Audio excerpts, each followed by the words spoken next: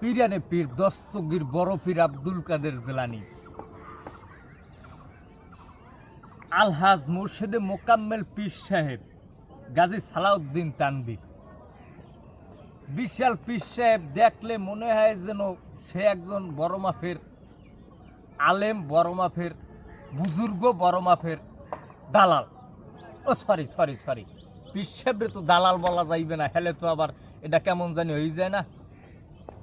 পীর সাহেবের হাতের ছোঁয়া ছাড়া কোনো মন্ত্রণালয় চলে না, কোনো চাকরি চলে না। পীর সাহেবের হাতের ছোঁয়া ছাড়া কোনো জায়গায় হাত দিতে পারে না কেউ। পীর সাহেব আবার কইছে কি, যদি সে পথ ফিরে না পায় সে কারাবরণ করতে প্রস্তুত। পীর সাহেব এমন একটা জিনিস, সে যদি হাত না দেয় তাহলে সে জায়গায় কোনো কাজ হয় না।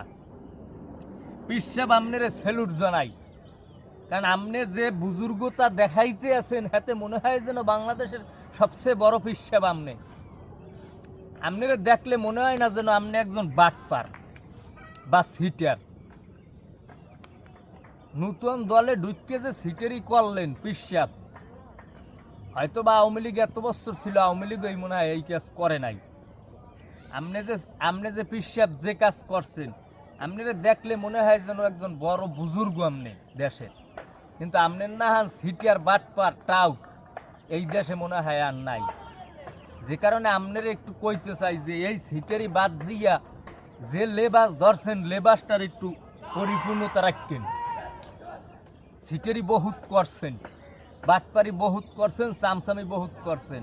এখানে কেউ পাশারতে বই নাই, উচিত কথা কইয়ে যামু, উচিত কথা কইয়ে যামু, কেউ পাশারতে বই নাই। পীর সাহেব সর্বশেষ কথা হয়েছে, আপনি ভালো হয়ে যান, সিটারি বাদ দেন, বাটপারি বাদ দেন, টাউটমি বাদ দেন, এটাই সত্যি।